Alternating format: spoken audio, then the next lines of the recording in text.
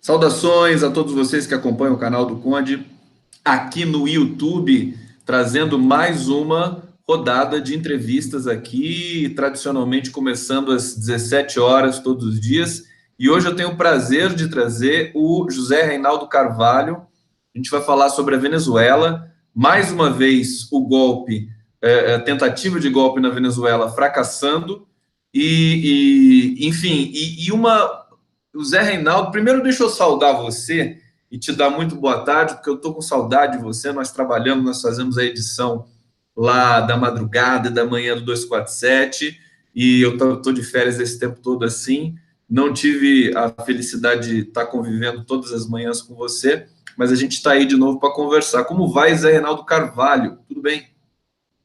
Boa tarde, meu querido Gustavo Conde, boa tarde a todo o seu público, prazer imenso revê-lo. Quer dizer, eu sempre vejo você na sua live no Facebook, mas é um grande prazer estar aqui contigo, compartilhando o seu canal, que já é um canal muito popular, muito frequentado. Estamos aqui para mais esse bate-papo. Grande Zé Reinaldo Carvalho, corintiano, né? Tá todo feliz aí com o campeonato. E eu sou São Paulino, você sabe disso, né? Só que eu fui deixando o futebol de lado, né? Essa coisa de cartolagem, então eu fiquei desanimado com o futebol. Você consegue curtir o futebol ainda assim? Você consegue porque eu sei que você é corintiano roxo, né, Zé Reinaldo? Pode falar. Está impregnada na gente, né, desde criança. Então é também um lazer, né? É bom. É muito bom, muito bom. Bom, a gente vai falar, queridos internautas, saudações para todos vocês que estão chegando aqui, já estou vendo muitos coraçõezinhos. Pessoal, Ângelo Ventreschi dizendo para você, vai Corinthians! José Assis, Conde cheguei, é isso. Ventreschi dizendo, futebol é democracia na veia. Eu acho bonito aquela história da democracia corintiana, isso eu acho realmente, acho que é um momento bonito do futebol, que quem sabe a gente volte a resgatar aí num futuro não distante. Zé Reinaldo Carvalho, a Venezuela. Hoje houve uma tentativa organizada com toda a imprensa, sobretudo a imprensa brasileira, que começou amanhã dizendo que o Guaidó tinha o apoio das Forças Armadas, que dessa vez eles iam tirar o Maduro do poder. Tal. Foi uma sucessão de blefes assim que eu jamais vi. Eu fico envergonhado com a cobertura da imprensa tradicional brasileira com relação à Venezuela. Como é que você sentiu esse momento aí? Vamos iniciar os trabalhos falando um pouco da imprensa, né? Então, de fato, hoje se fala muito em fake news e talvez esse seja o primeiro fake golpe que a gente já conheceu. Porque, de fato, nós amanhecemos, desde as 5 da manhã, tivemos um amanhecer com aparência de dramaticidade. A maneira como eles estavam começando a editar as primeiras informações sobre a Venezuela era de que estava havendo um golpe irreversível. Então, foi um golpe com aparência militar, mas que não teve mobilização de tropa, nem de generais, nem de oficiais, nem de suboficiais. Eles mobilizaram algumas poucas dezenas de sargentos e cabos que foram para lá enganados. Segundo, eles divulgaram que tinham tomado a base de La Carlota. A base de La Carlota é uma base militar aeronáutica muito próxima do centro de Caracas. E eu devo dizer, entre parênteses, que há coisa de uns 10 anos, em plena vigência do chavismo com Chaves, ocorreu lá um Fórum Social Mundial e a base de La Carlota foi cedida como sede para o Fórum Social Mundial. Muitas e muitas barracas, tendas, né, onde se organizavam os debates, foram na base de La Carlota, para mostrar como Chaves era democrático, né? Ele cedeu uma base militar para a realização. Fantástico. Uma das sessões do Fórum Social Mundial, com gente do mundo inteiro. Então, essa foi a segunda fake news de que estava havendo uma ocupação da base de La Carlota, quando não houve. E quando houve a tentativa, não de ocupação, porque aquelas pessoas que estavam ali não tinham a menor condição, mas eles levaram lá uma quantidade de 1.000 ou 2.000 pessoas para próximo da base de La Carlota. As forças da Guarda Nacional bolivariana foram obrigadas a intervir, mas vieram as fake news dizendo que os tanques estavam carregando contra o povo, etc. As próprias imagens que eles mostravam desmentiam isto, e eles tomavam as imagens das imediações de La Carlota como se Caracas inteira e a Venezuela inteira estivesse ocupada por massas e massas de insurretos, quando isso não era verdade. Mas o fato é que, aí pelo meio-dia, 1 da tarde, já estava absolutamente claro, porque os comandantes militares venezuelanos vieram a público, fizeram pronunciamentos claríssimos, contundentes, de lealdade ao povo, à pátria, à Constituição, ao presidente da República, à Revolução. Então, ficou claro de que eles não tinham respaldo popular e não tinham dispositivo militar. Zé Reinaldo, eu fico na tentativa aqui, é tentador fazer uma pequena piada. Eu sei que você é muito sério com relação a essas questões aí da geopolítica internacional, mas eu fico pensando assim, por que a gente não manda o Aécio Neves para lá, né?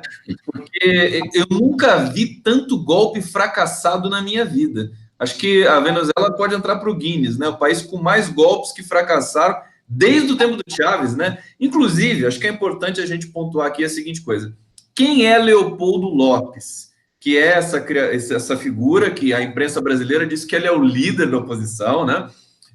Eu sei que ele foi preso em 2014 também por uma tentativa de golpe e incitação à violência. Explica para a gente aí essa situação. Eles foram lá e ele estava em prisão domiciliar, né? Tiraram ele da prisão domiciliar.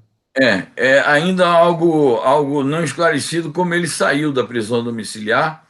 Não sei se isso não está divulgado ainda oficialmente, se isso teria sido uma decisão do governo ou se isso foi alguma fuga, ou mesmo, como a imprensa especulou, foi alguma divisão no setor responsável pela custódia dele e que acabou essa divisão suposta favorecendo a sua fuga ou libertação. Ele acaba de ingressar, ele e a esposa dele, a Tintori, ingressaram na Embaixada do Chile e foram acolhidos como refugiados na Embaixada do Chile. Notícia que acabou de sair. Eu estava acompanhando aqui enquanto aguardava o início da nossa conversa. Foi divulgado pela televisão. O Leopoldo Lopes é um profissional do golpe, porque o primeiro golpe que ele tentou dar, ele era muito jovem, foi contra o Hugo Chávez, em 2002. Ele é golpistinha, né? Desde pequenininho aprende a golpe já em casa, né? Isso. O golpe fracassou em 11 de abril de 2002. Eles primeiro... Desculpa, Zé, aquele golpe de 2002, o Leopoldo estava nele? Sim, estava presente naquele golpe. E mais recentemente, em 2014, ele foi um dos incitadores, como você disse, da violência, de atos violentos, responsável, portanto, por mortes que houve, por ferimentos de pessoas, por destruição de patrimônio. Foi preso, depois ficou em prisão domiciliar. Quero lembrar que a esposa dele veio aqui e acabou sendo recebida por Michel Temer, Aloysio Nunes, o pessoal do regime do golpe no Brasil. E é isso que você falou, além da figura do Leopoldo Lopes, caracterizar que a situação da Venezuela, na verdade, desde 1999, quando Hugo Chávez foi impostado, houve recorrentes tentativas de golpe. As mais graves foram estas de 2002, quando eles desalojaram Chávez do poder e 3 dias depois o Chávez voltou nos braços do povo. A tentativa de 2014, a tentativa de 2017, com um ambiente praticamente insurrecional, também artificialmente montado. E agora, esse golpe supostamente militar de hoje, ele tem o seu prelúdio em 23 de janeiro, quando o Juan Guaidó se autoproclamou presidente encarregado, o presidente interino, e aquilo já foi uma manifestação golpista. E desde então ele vem cortejando os militares, ele vem fabricando uma situação de aliciamento de militares, mas até agora ele não conseguiu o envolvimento de comandantes. É curioso dizer que supostamente 25 militares já pediram asilo na Embaixada do Brasil, mas nenhum deles tem patente. São todos de sargento para baixo, com todo respeito a quem exerce o ofício de militar e que tenha, eles são suboficiais ou não são oficiais, mas não eram oficiais graduados. Então, e eles próprios disseram, nós fomos enganados e certamente devem ter dito a eles, olha, tem comando militar.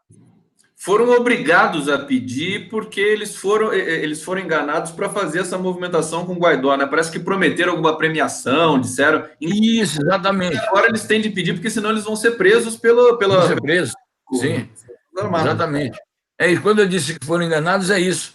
Alguns, os guaidoístas e os lopezistas, devem ter dito a eles, olha, podem vir que vocês lá devem ter comandos militares já para chefiar vocês e não vai acontecer nada, então, de fato, depois dessa tentativa. E agora, é incrível que, desculpa te interromper, Zé, não. O assunto é muito quente. Esse asilo que o Brasil vai oferecer aos 25 militares venezuelanos vai virar já virou a grande notícia, né? Que agora a imprensa brasileira, Globo, Estadão e Folha, eles estão envergonhados, né? Porque eles fizeram de manhã, eu fiquei estarrecido com o nível de engajamento que eles tiveram para produzir essa fake news gigantesca de dizer que o Guaidó estava com as Forças Armadas e que era questão de tempo do Maduro cair. Me explica uma coisa, Zé Reinaldo, o Guaidó não era para ele estar preso? O que acontece com essa figura? O Leopoldo Lopes estava preso, prisão domiciliar, não estava preso. O Guaidó, ele tem imunidade? O que impede o governo, o Estado venezuelano de sancionar algum tipo de penalidade para o Guaidó? Eu também acho que ele devia estar preso. Ele já cometeu delitos suficientes, já violou suficientemente a lei venezuelana e a Constituição venezuelana para merecer uma punição bastante severa. Basta dizer que ele cometeu atos de traição nacional ao convidar potências estrangeiras a intervirem no país, inclusive intervirem militarmente. Eu acho que digamos, as forças que no Estado venezuelano são encarregadas da administração da justiça devem estar sopesando também politicamente e vendo as questões processuais diante da delicadeza da situação. Talvez para não dar o pretexto, porque tudo que o imperialismo estadunidense quer é um pretexto para a intervenção. A própria tentativa de golpe de hoje ficou evidente que era um empenho para criar uma situação que justificasse a intervenção militar, que gerasse a guerra civil. Mas eu tenho a impressão que agora é inescapável. O próprio Leopoldo Lopes já foi obrigado a fugir, e já fugiu para a Embaixada do Chile. Você acha que o Guaidó agora vai ter sanções? Eu acho que terá, e é por isso que já faz algumas horas, 2 da tarde, que não se tem notícia dele. Ele deve estar homiziado ali naquele bairro ultraburguês de Caracas, tentando encontrar uma saída.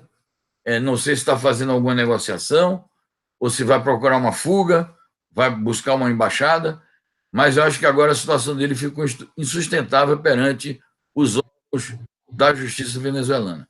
Agora deu ruim, né, Zé Reinaldo? Olha só, eu quero saudar todos os internautas que estão assistindo aqui essa entrevista muito especial com o Zé Reinaldo Carvalho, que é um dos maiores especialistas na questão venezuelana aqui no Brasil. Eu considero você, o Igor Fuser, dois grandes, né, enfim, entendedores da questão venezuelana, que não estão alinhados, evidentemente, com essa massa aí de analistas que ficam só ensaboando, né, sob a ducha, a golden shower do governo americano. Quero saudar, então, todos vocês aqui. Ângelo Ventres, que já deu o seu recado. Vamos ver se tem algumas perguntas aqui. Daniela Santos dizendo Guaidog. José Assis, imprensa tradicional brasileira e lambe-botas dos americanos. Douglas Souza. Olha só. O Douglas Souza, ele está dizendo do Maduro. O que ele está dizendo aqui? Ele está indignado. Acho que ele queria que tivesse golpe lá na Venezuela. Eu acho interessante, deixa eu passar isso aqui, que que eu quero comentar sobre justamente a questão de gostar ou não do Maduro ser uma questão relevante nesse momento. Olha só, eu vou ter que mandar esse Douglas Souza, sabe para onde, Zé Reinaldo? Eu vou mandar ele para a Record e para a Globo, né? Para ele se divertir lá, que ele tá descontrolado aqui. Ele está querendo que matem todos os comunistas do mundo, e você é um comunista, não posso permitir esse tipo de coisa. Zé Reinaldo, eu acho que o que se trata, a questão central que a imprensa absolutamente ignora é a autodeterminação dos povos. É este sintagma que deve ser contemplado quando falamos de Venezuela. Eu estou dizendo isso até porque eu acho, tenho achado o Maduro, com toda a resistência que ele tem, com toda a lealdade, inclusive, que ele detém na Venezuela, como alguém que não tem uma visão de economia, quer dizer, para aprofundar um pouco mais a revolução social que eles iniciaram com Chávez, e o Chávez também nesse sentido. Então, digamos, podemos dizer, Maduro não tem a competência para governar, mas para tirar o Maduro, tem que ganhar a eleição. Não é assim que funciona?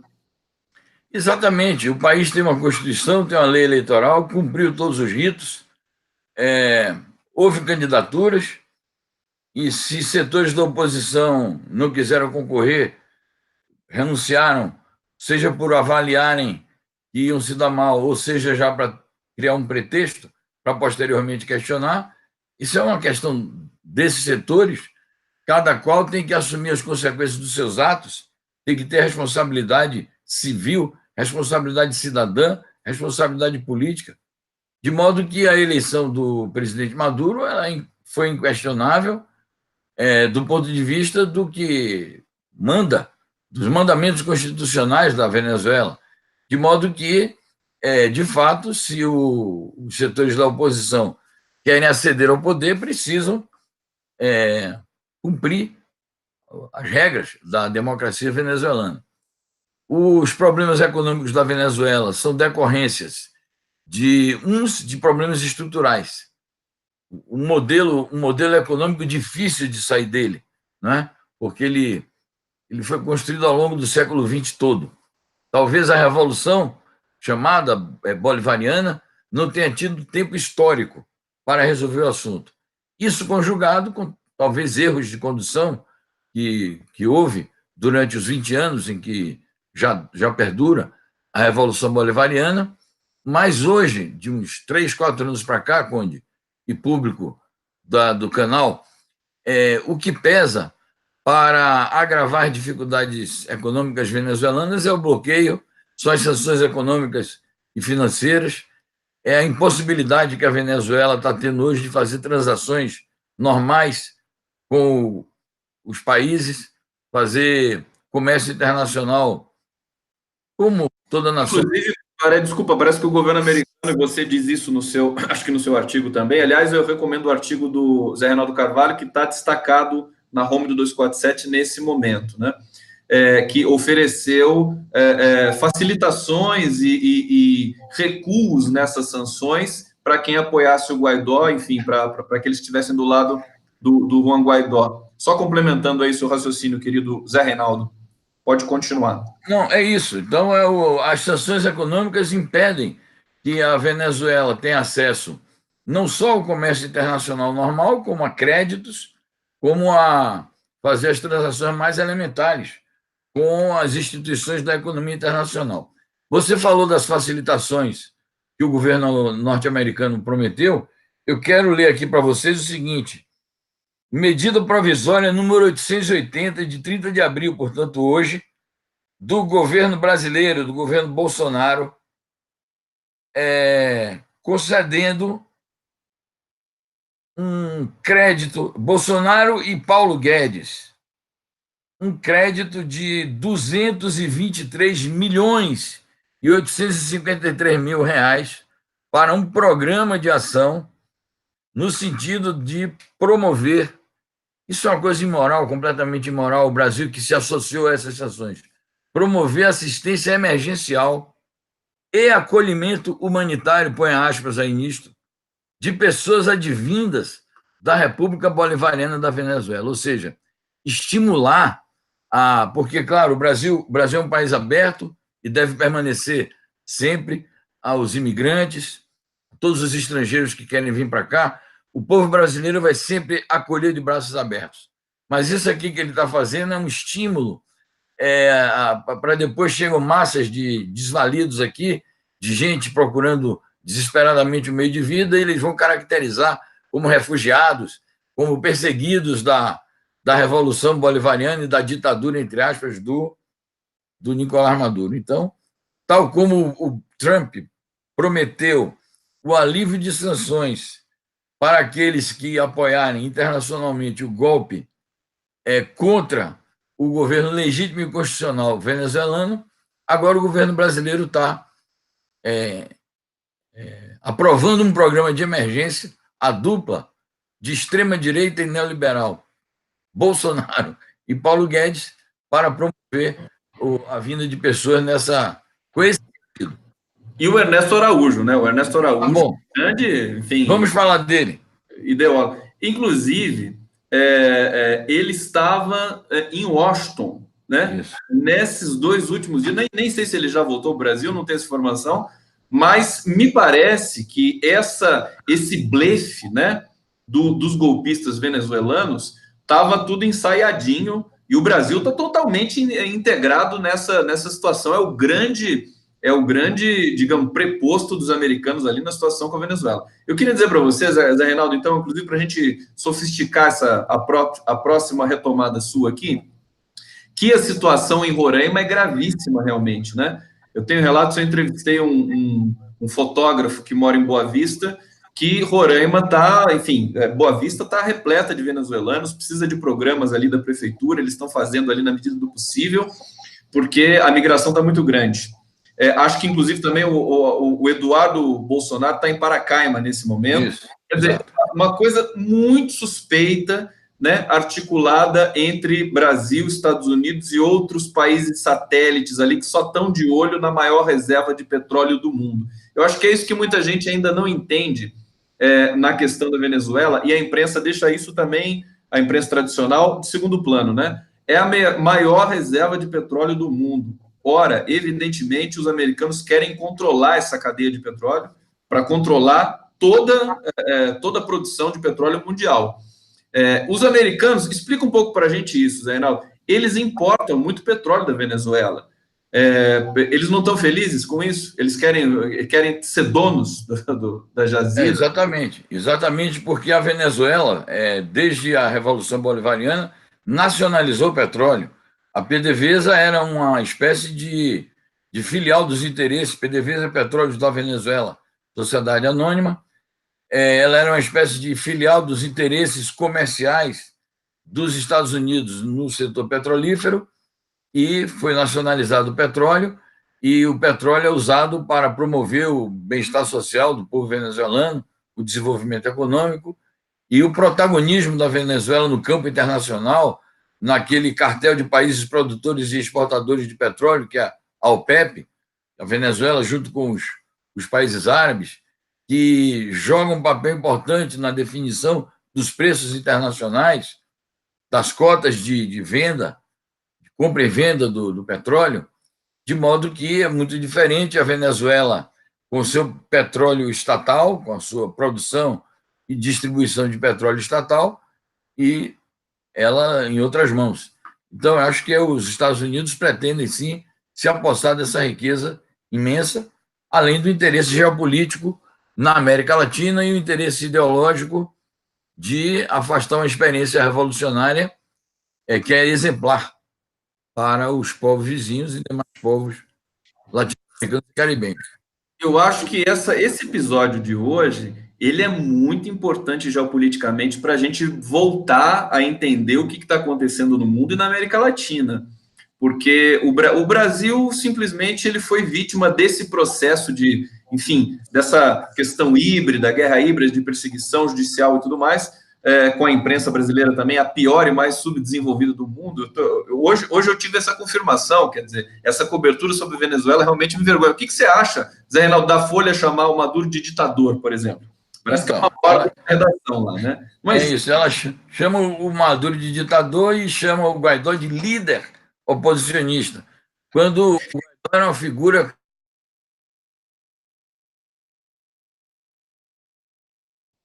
que é, inclusive, rejeitado em alguns outros setores da oposição venezuelana, ele não consegue unificar a oposição venezuelana, então somente essa imprensa e esse tipo de chancelaria que nós temos hoje, esse tipo de governo que temos hoje no Brasil, para receber o Guaidó com as honras que ele recebeu aqui da parte do capitão Jair, né? Esse governante da extrema-direita que tomou o poder no Brasil.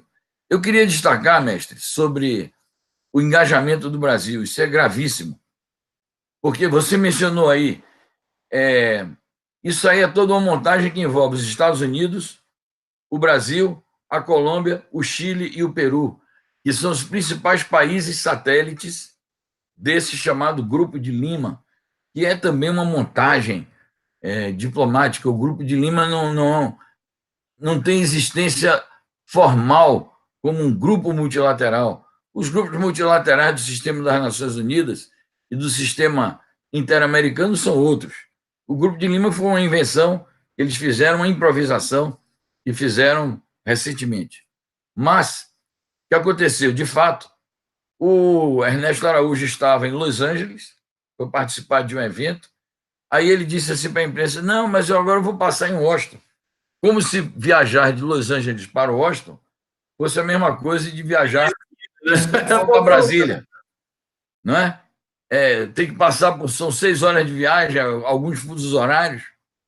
Então ele foi fora da agenda, não estava planejada a viagem. Terceira viagem que ele faz aos Estados Unidos em 4 meses de governo. acho que é inédito isso, acho que não Inédito, não tem paralelos. E lá ele pediu para se encontrar com os 2 caras mais linhas duras do governo de Trump contra a Venezuela, que são o Mike Pompeo, secretário de Estado, e o John Bolton, que é o assessor especial de segurança nacional. E o tema foi Venezuela. Agora, veja, nós publicamos hoje de manhã uma matéria sobre isso, de manhã cedo. Acho que foi a primeira matéria hoje que foi ao ar, às 5 da manhã, 5 e pouca da manhã. Ele revelou nessa matéria, as declarações que ele deu, ele revelou uma espécie de ansiedade com o que poderia ocorrer, ele dizia, neste 1º de maio, na Venezuela, porque todas as manifestações que o Guaidó antecipou para hoje estavam programadas para amanhã. E já havia no ar alguma coisa de que poderia haver atos violentos e tal. O governo venezuelano estava atento.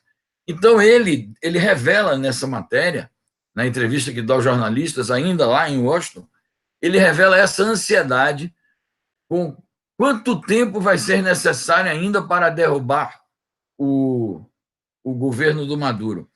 Então, é evidente que o Brasil fez parte dessa montagem. O Brasil fez parte dessa combinação com os Estados Unidos para criar este clima de guerra civil.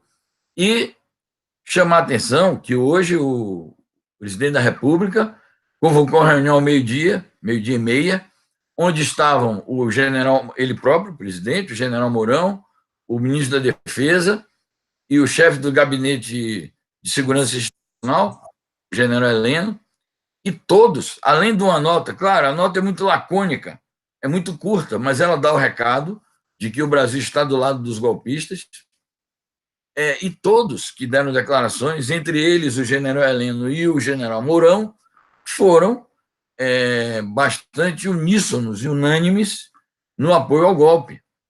Então, preocupa essa posição do establishment diplomático e militar brasileiro, de que, embora rejeitando formalmente a intervenção militar, o Exército já descartou essa hipótese, mas eles são contra a intervenção militar, mas são politicamente engajados numa solução golpista na Venezuela. Mais uma vez, fracassaram e vamos ver que solução vão encontrar, porque somos países vizinhos. Isso é perigosíssimo para o Brasil, né? O Brasil está mexendo com uma coisa muito perigosa e pode sofrer sanções para nunca mais ter. O Brasil sempre gozou de uma posição diplomática admirada no mundo todo, uma posição de negociação. O Lula falou na entrevista dele que é a pior política externa do Brasil, da história, que ele jamais viu em toda a sua vida, né? Zé Reinaldo, eu quero ler alguns comentários aqui. Muita gente aqui na nossa transmissão. O Zé Reinaldo é muito querido, né? Todo mundo gosta muito do trabalho do Zé Reinaldo, incluso este humilde linguista que vos fala. Eu quero dizer a todos vocês que hoje a gente começou a entrevista um pouquinho mais cedo, 15 para 5, 15 para 17, né? Porque o Zé Reinaldo vai ter que sair um pouquinho mais cedo também. Então a gente aqui está na primeira metade da nossa entrevista, né? Deixa eu ler aqui. Comentários, José Assis dizendo: a Rússia mandou hoje um recado para os americanos e seus puxa-sacos. Rita Regina Rodrigues, governo Bolsonaro canalha. Glaucio Maria Santos, ela repete, parafraseia o Lula, né? Governo de malucos. Vamos ver aqui, tem um elogio para o Zé Reinaldo, deixa eu ver se eu localizo aqui, e agora eu perdi. Bom, mas de qualquer maneira, todo mundo dizendo aqui que é uma felicidade ter o Zé Reinaldo no nosso papo com o Conde aqui. Josi Negreiros dizendo: não esqueçam que Mourão conspira contra Lula e Dilma desde que o PT assumiu o governo. Esse milico de pijama é uma raposa velha e ávida de poder. Vamos falar, porque eu acho que tem uma inflexão nessa percepção da ala militar do governo, né? Porque eles sempre ponderaram, né? O Mourão sempre a voz de contenção, e agora diz: não, agora não dá mais. A impressão que eu tenho, Zé Reinaldo, é que eles fizeram uma... Acho que se você puder só fechar o seu microfone um pouquinho, você está com aquele recurso aí? Porque tá dando... Só um pouquinho, só para complementar e já te passo. A impressão que dá é que eles não estavam prontos para dar esse golpe, e por isso que foi frustrado tão rapidamente. Estava tudo meio improvisado ali, né? Eu achei uma coisa impressionante, aquela foto de um militar, acho que da guarda, não é nem militar, né? Ou da guarda venezuelana, Guarda Nacional, deitado com a metralhadora, com todo o carretel da metralhadora espalhado pelo chão. Parecia que ele estava posando para a foto. Era uma coisa muito específica, a France Press que divulgou isso. Quer dizer, é uma guerra híbrida, assim, descarada, né? Tentando, com imagens, aquela imagem das pessoas na rua, motoqueiros ali, né? E a Folha deu assim: povo toma conta das ruas de Venezuela. Aí você tinha, se não dava para contar, 30 pessoas, todas espalhadas, com fumaça ali na rua. Você acha que mudou a posição dos militares? E o que a Rússia, como disse o internauta aqui, né? A Rússia deu recados claros. E também quero encaixar isso em outra pergunta para você, meu querido Zé Reinaldo. A gente acabou de ter uma vitória esmagadora da esquerda na Espanha. A Espanha sempre se pronuncia, inclusive eles tiveram observadores na reeleição do Maduro, salvo engano. O que você acha que vai ser a reação internacional com relação a mais esse golpe fracassado ali nessa região conflagrada brasileira? Querido Zé Reinaldo, agora é com você. Tem que abrir o seu microfone. Isso. Veja bem, vamos por partes aqui. Sobre a posição dos militares brasileiros. Eu acho que a posição dos militares brasileiros foi diferente, e acho que ainda é diferente da posição do Bolsonaro e do Ernesto Araújo e dos Olavetes todos, no que diz respeito ao engajamento militar direto do Brasil. Nós já comentamos isso aqui e já temos comentado na TV 247, no programa Giro das 11, e em outros comentários que temos feito. Quais são as razões por que o Brasil, os militares brasileiros defendem essa posição? O que é positivo que defendam. É porque eles fazem a análise de correlação de forças e sabem que uma guerra na Venezuela e a participação direta do Brasil numa guerra na Venezuela traria a guerra aqui para dentro, geraria uma instabilidade enorme no nosso país. E os militares, embora, na minha opinião, o nacionalismo deles não seja um nacionalismo verdadeiro, porque eles sempre coonestaram os regimes pró-imperialistas que vigoraram e que têm vigorado no Brasil, e sempre coonestaram o neocolonialismo, Mas os militares, eles são nacionalistas, eles são defensores no aspecto do território, eles defendem o território brasileiro, embora muitas vezes eles tirem o povo do território. Por isso que eles já, durante a ditadura militar, defendiam o território, mas faziam uma guerra contra o povo, né? Então, eles sabem que a integridade territorial brasileira pode ficar ameaçada em caso de uma instabilidade maior. Além do fato de que nós estamos vivendo tempos de neoliberalismo, de sucateamento das potencialidades nacionais, o que atinge também as Forças Armadas. E eu tenho dúvidas se as Forças Armadas brasileiras hoje estão equipadas para algum combate externo. E os militares é que dominam essa situação, eles têm os dados, e acho que eles medem também esse aspecto para evitar, eles sabem que poderia ser uma aventura.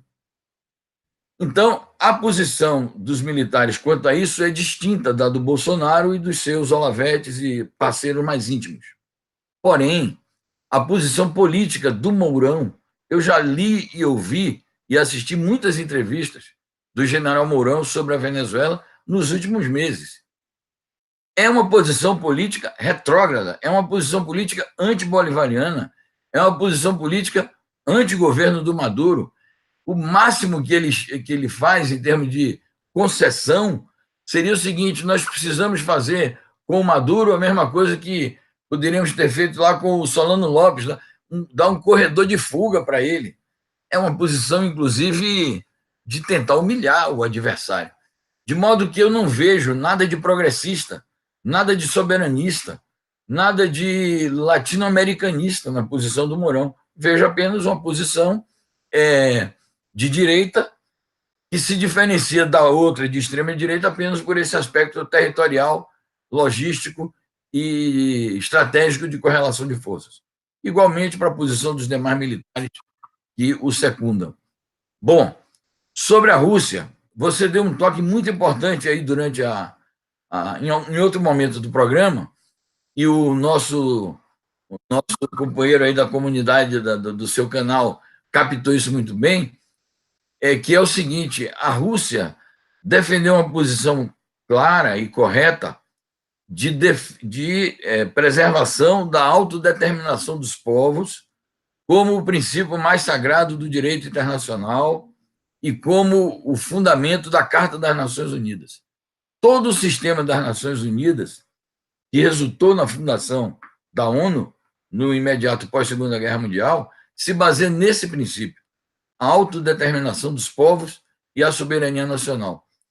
Eu achei interessante a nota da Rússia, hoje, a porta-voz da Zakharova, a nossa amiga Maria Zakharova, grande porta-voz, nos acompanhou nas manhãs aqui, nós publicamos as matérias com ela.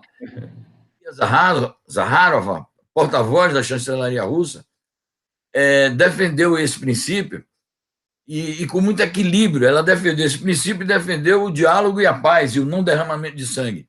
Muitos podiam dizer: mas ela não fez a defesa explícita do governo do Maduro. Não era necessário, porque todo mundo sabe que a Rússia defende o governo do Maduro. O que estava em causa hoje era a questão de defender esse princípio da autodeterminação. Então, acho que foi uma posição clara, correta e ajustada à situação aguda que se viveu no dia de hoje. Zé Reinaldo, e a Espanha? O que você acha? Tem alguma coisa que pensa aí? A Espanha. Veja, a situação da Espanha, a vitória foi importante, uma vitória democrática e progressista. Mas ainda não é uma vitória completa da esquerda, por quê? O Partido Socialista Obreiro Espanhol, do nosso amigo Pedro Sánchez, sozinho, ele fará uma política de centro e uma política de cedências à União Europeia, que para nada é democrática, para nada defende a soberania dos povos e nações que a constituem. O Pedro Sánchez, ele fez declarações simpáticas aqui para o nosso Lula, mas ele fez más declarações sobre a Venezuela e chegou a reconhecer o Guaidó. A vitória democrática da Espanha, do domingo, para ser completa, precisará que o Pedro Sanches, Suana Turrage, e seu partido, que é o partido que alcançou o maior número de votos e o maior número de cadeiras, procure a coligação Unidas Podemos, que é a coligação de esquerda. Unidas Podemos é uma junção de uma nova esquerda, digamos que pode ser classificada no bom sentido do termo, você que é um linguista, uma nova esquerda radical, mas não sectária, somada com o Partido Comunista. É da junção dessas duas forças que surgiu a coligação Unidas Podemos. Por que Unidas Podemos? Porque o braço eleitoral do Partido Comunista se chama Esquerda Unida. E o Podemos é o Podemos. Então, uniu a Esquerda Unida com o Podemos para formar uma coalizão mais forte. Se o Pedro Sanches tiver a grandeza de procurar essa coalizão para formar governo e juntar, que ainda não vai ser suficiente, faltariam ainda 11 cadeiras, juntar a essa coalizão a esquerda republicana catalã, onde foi eleita a nossa conterrânea sergipana, a Dantas, Maria Dantas, que apareceu lá com a camisa da Marielle. E sensacional, uma brasileira eleita.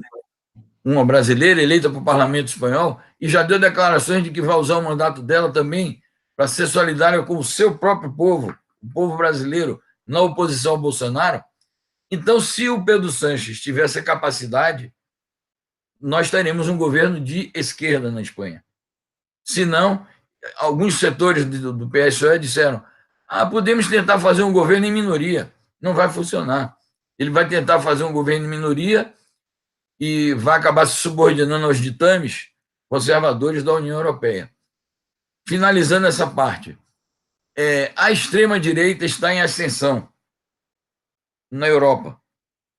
Somente 4 pequenos países, não têm a extrema-direita representada no parlamento: Portugal, Irlanda, Luxemburgo e a Ilha de Malta, uma pequena ilha ali no Mediterrâneo. Todos os demais países da Europa têm hoje frações da extrema-direita com níveis distintos de representação. Recentemente, eles quase emparelham com a social-democracia na eleição da Finlândia. E assim tem sido em várias eleições.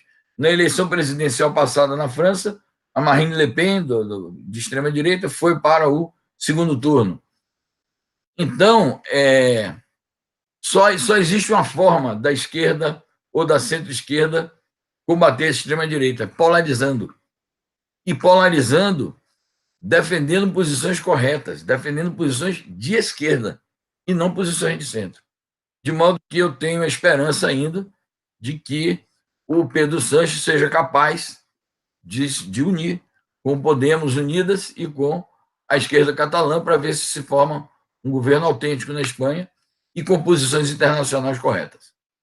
Nesse sentido, só para complementar essa tendência aí da cena internacional diante da Venezuela, você diz no seu artigo que o México, sob o Obrador, que, digamos, hoje, acho que talvez, junto com a Bolívia, né, os únicos países assim com governos democráticos progressistas da América Latina, já se manifestou com relação ao problema da Venezuela. Como é que foi essa manifestação aí do México? Você acha que ela impacta, ela é forte? E de Cuba também, evidentemente, né?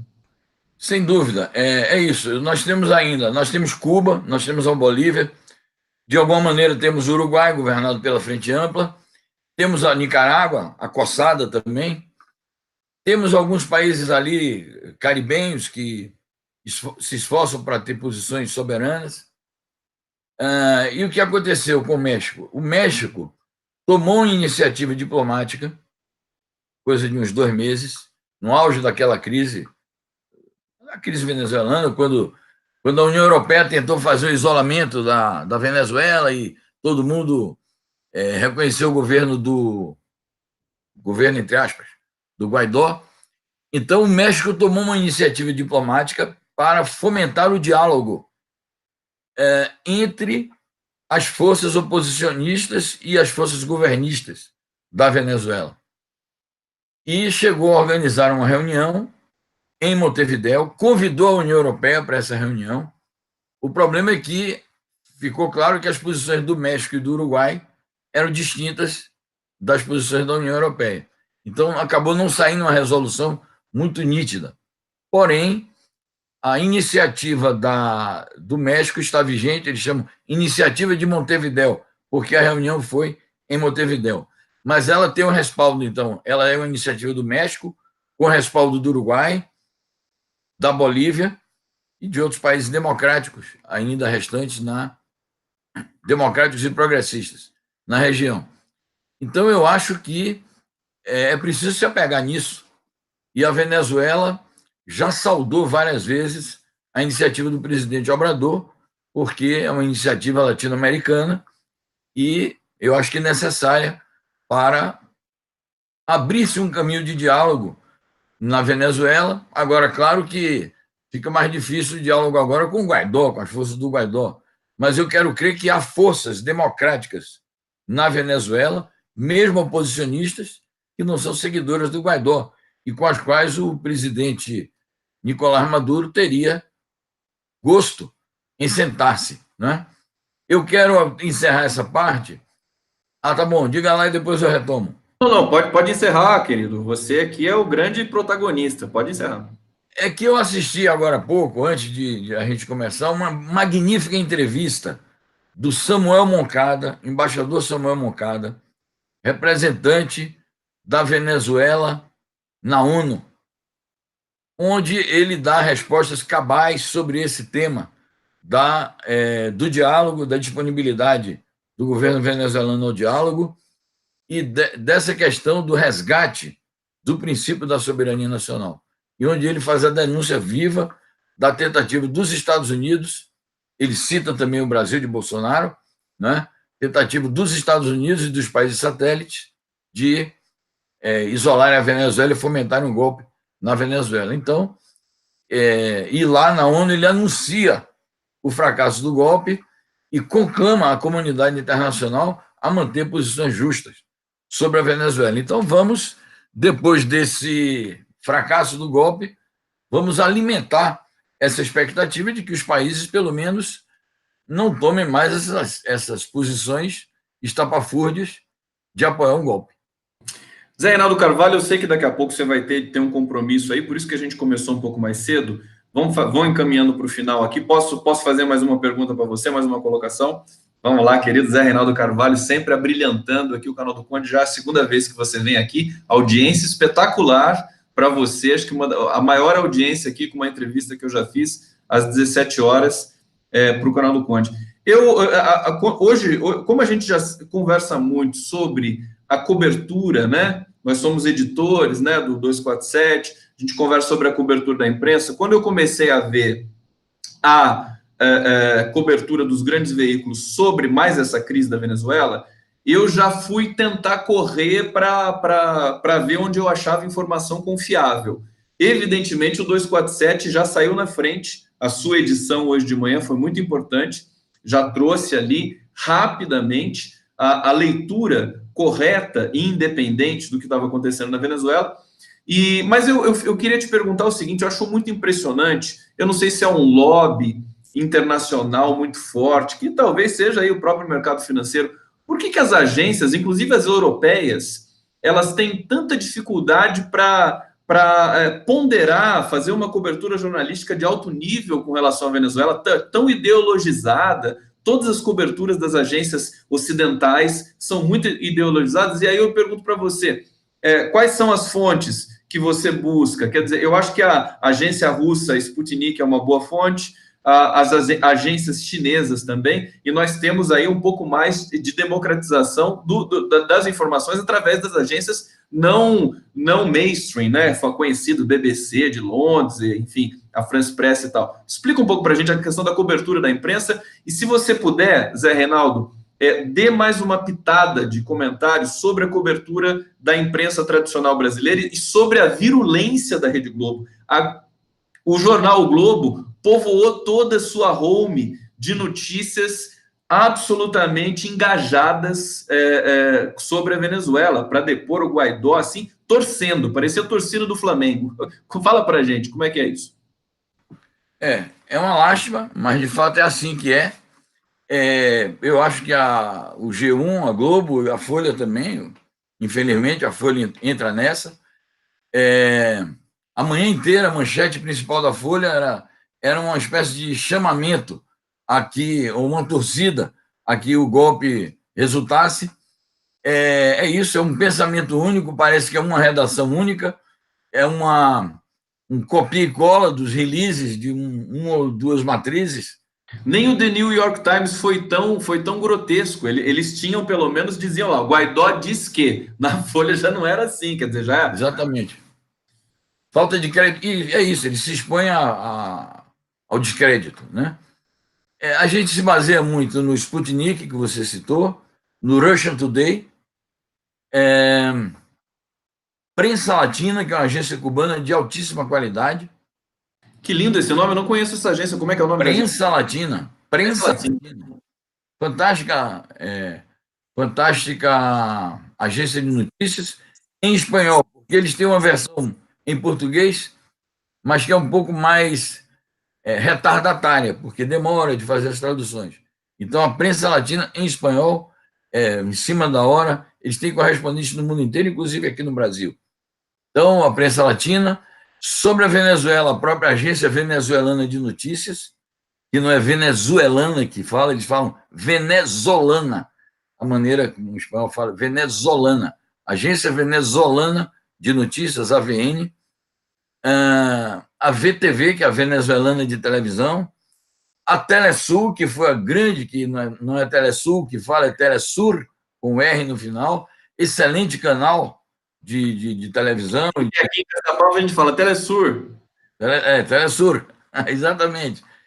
Então, essas fontes, a Xinhua, Xin com X mesmo, Xinhua, H-U-A, chinesa, são essas as agências em que a gente pode confiar mais. Não sei se está me falando a memória. Tem a Hispan TV com H, Hispan TV, que é editada no Irã, um excelente site de notícias em espanhol, iraniana em espanhol. Temos a agência Sana, agência de notícias da Síria, tem uma versão em inglês, outra em espanhol, muito boa. Temos a Wafa, com W, que é a Palestina, uma agência palestina de notícias. Então, eu já citei aí uma dezena, mais ou menos, ou uma dúzia, de excelentes agências de notícias do terceiro mundo, digamos assim, dos países não alinhados, digamos assim, né? E que representam a maioria esmagadora da população do mundo.